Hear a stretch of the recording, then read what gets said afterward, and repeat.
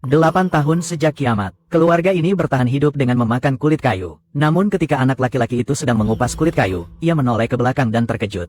Ibu dan kakaknya yang tadi masih berada di sampingnya, kini telah menghilang seperti bayangan. Saat anak laki-laki itu masih tertegun, tali yang terikat di tubuhnya tiba-tiba mengencang. Belum sempat ia mengerti apa yang terjadi, dia terseret ke arah sumur kering. Hampir menabrak mulut sumur, Peter tiba-tiba terbangun. Ternyata dia punya kebiasaan tidur sambil bermimpi. Tadi itu hanyalah mimpi buruk. Yang lebih parah, saat ini dia sama sekali belum mengencangkan sabuk pengamannya. Di hutan ini tanpa tali pengaman, benda-benda kotor itu bisa merenggut nyawanya dalam sekejap. Untungnya ibunya sempat datang dan menariknya pulang. Seperti biasa, ibunya memaksanya menyelesaikan mantra pengusiran setan, lalu menguncinya di ruang bawah tanah.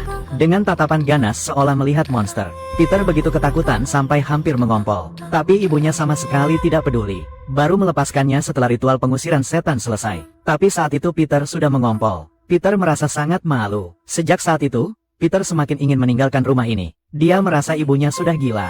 Jika terus begini, cepat atau lambat mereka berdua akan mengikuti jejak ayah. Hal-hal gaib itu 80% adalah karangan ibu.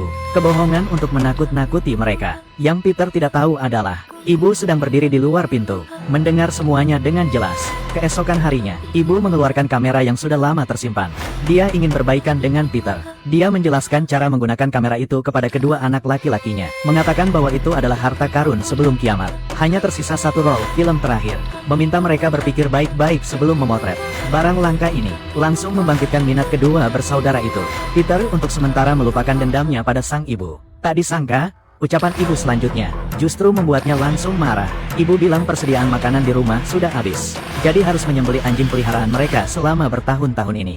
Dengan begitu bisa bertahan beberapa hari, sekaligus menghemat makanan lain. Peter mati-matian mencegahnya, tapi ibu sudah bertekad menyeret anjing itu ke arah gudang peralatan. Meskipun hatinya sangat sakit, tapi sungguh tidak ada cara lain. Ibu masih gemetar menarik busur dan mengarahkan panah ke anjing itu. Tepat pada saat akan menembak, Peter membawa parang dan menerobos keluar. Dia mengayunkan parangnya memutus tali itu, lalu berbalik mengunci ibu di ruang peralatan. Ibu anak itu mondar-mandir gelisah. Melihat tingkah panik wanita itu, Peter semakin yakin wanita itu mengalami gangguan jiwa. Saat itu, kakak Mike mendengar keributan dan menghampirinya. Setelah berhasil menahan Peter, ia berniat menolong ibunya, namun malah diseret jatuh oleh Peter. Ketika kedua bersaudara itu bergulat, sang ibu di dalam rumah tiba-tiba menyadari. Monster itu menyelinap masuk tanpa disadari, dan menjulurkan lidahnya perlahan mendekat. Untuk melindungi anak-anaknya, sang ibu menggertakkan gigi dan bunuh diri. Maka monster itu tidak menemukan inang lagi. Kedua bersaudara itu segera menghentikan perkelahian. Mike berlari ke dalam rumah, berniat menyelamatkan ibunya. Sayangnya sudah terlambat, meskipun monster itu sudah menghilang. Peter masih takut untuk mengencangkan sabuk pengamannya. Setelah kejadian itu,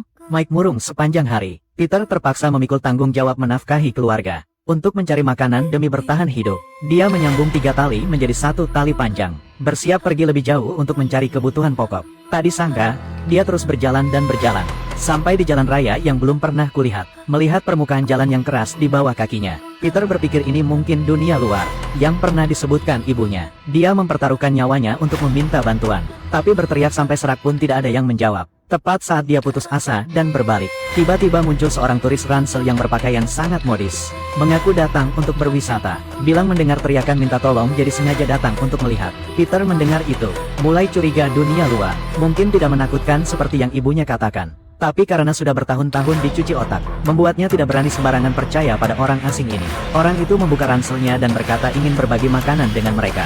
Masih bilang mobilnya ada di dekat sini, bisa membawa mereka pergi dari sini. Saat sedang bicara, Mike tiba-tiba mengambil busur panah dan menyerbu keluar. Tidak peduli bagaimana orang itu menjelaskan, Mike tidak mengatakan apa-apa dan menembakkan panahnya.